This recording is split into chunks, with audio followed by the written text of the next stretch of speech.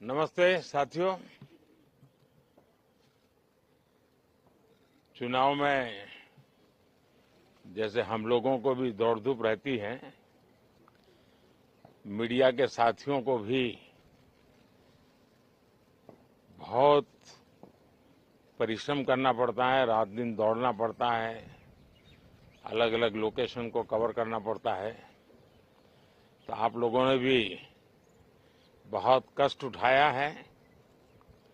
मैं आशा करता हूं कि मीडिया जगत के सभी साथियों का स्वास्थ्य अच्छा रहा होगा और पिछले एक आध सप्ताह का जो विराम मिला है उसके कारण भी अब आप फ्रेश होकर के फिर से मैदान में आए होंगे। तो 18वीं लोकसभा, और वैसे भी हमारे यहाँ व्यक्ति के जीवन में 18वीं इसका बड़ा महत्व होता है। एक नए कालखंड में प्रवेश करता है, टीनेज समाप्त करके। ये 18वीं लोकसभा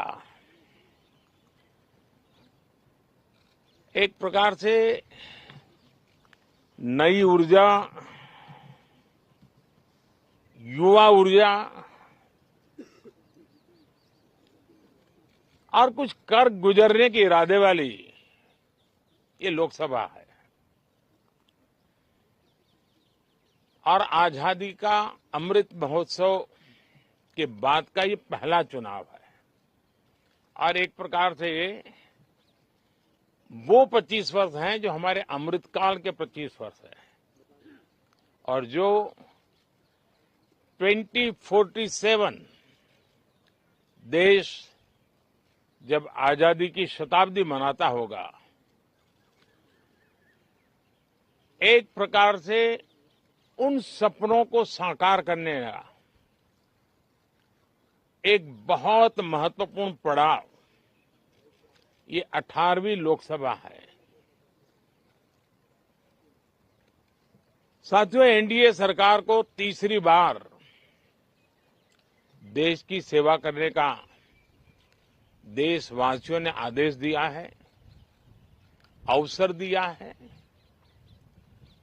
मैं देशवासियों का फिर से एक बार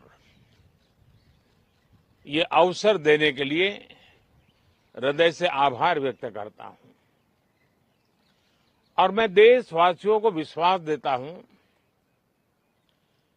कि पिछले 2 टर्म में जिस गति से देश आगे बढ़ा है, समाज के हर क्षेत्र में परिवर्तन साफ साफ नजर आ रहा है। 25 करोड़ लोगों का गरीबी से बाहर आना, ये अपने आप में हर भारतीय के लिए बड़ा गर्व का विषय है। और मैं देशवासियों को विश्वास दिलाता हूं कि 18वीं लोकसभा में भी, हमारे 5 साल के कार्यकाल में भी,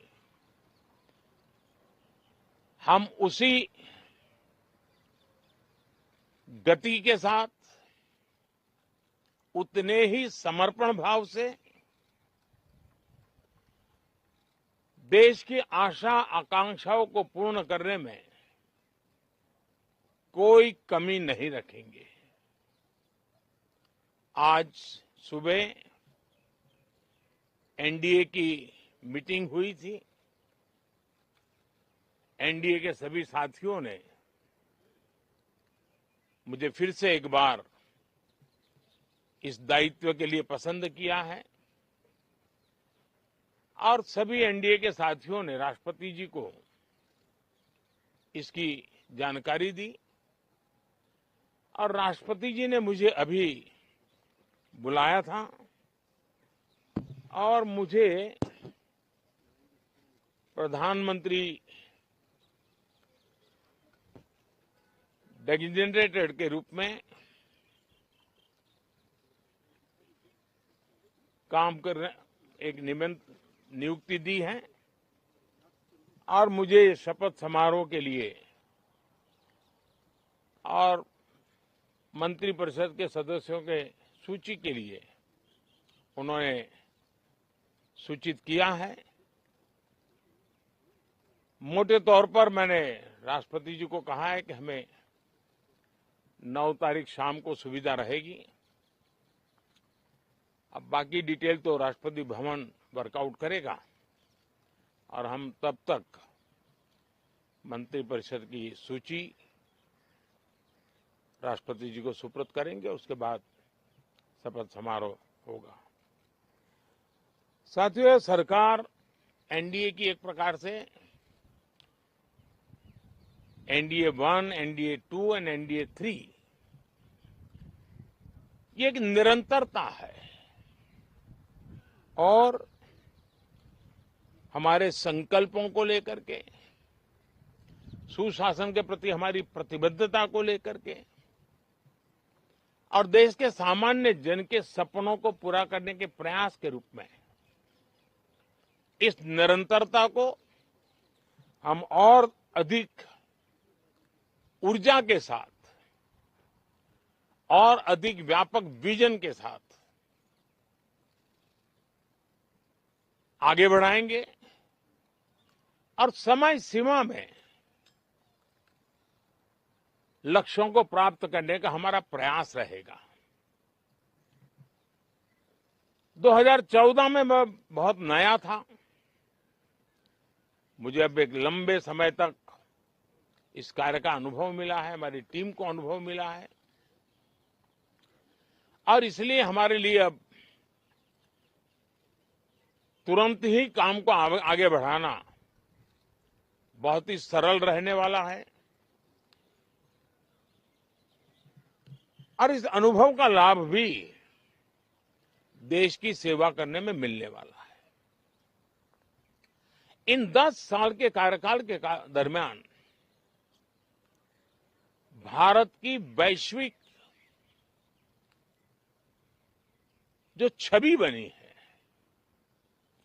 दुनिया के लिए एक विश्व बंधु के रूप में भारत उभरा है, इसका मैक्सिमम एडवांटेज अब शुरू हो रहा है और मुझे पक्का विश्वास है ये 5 वर्ष वैश्विक परिवेश में भी भारत के लिए बहुत उपयोगी होने वाले हैं। दुनिया अनेक संकटों से गुजर रही है, अनेक तनावों से गुजर रही है, अनेक आपदाओं से गुजर रही है।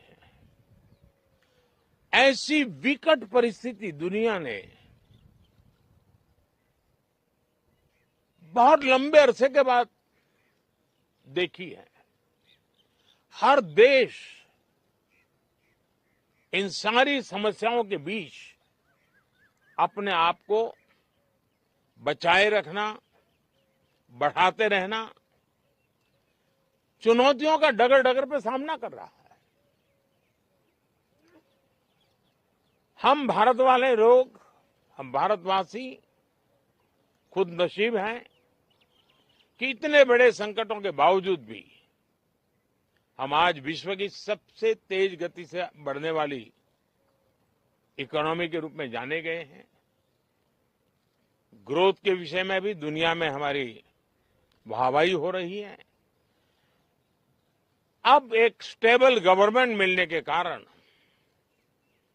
और परिचित व्यवस्था और नेतृत्व मिलने के कारण दुनिया का भारत के प्रति रुझान, भारत के प्रति उनका आना बहुत तेज गति से होने वाला है और मुझे विश्वास है कि देश के सभी राज्यों को इसका लाभ मिलेगा। देश की युवा पीढ़ी को सबसे ज्यादा लाभ मिलेगा। विकास के नए ऊंचाइयों को छूने में एक वैश्विक भागीदारी का वातावरण आने वाले 5 साल में बनने वाला है। तो इसी संकल्पों और आदर्शों के साथ हम आगे बढ़ेंगे। मैं राष्ट्रपति जी का हृदय से आभार व्यक्त करता हूं कि एक बहुत बड़े महत्वपूर्ण दायित्व के लिए उन्होंने मुझे निमंत्रित किया है आप सबका भी दोस्तों बहुत बहुत धन्यवाद। Thank you.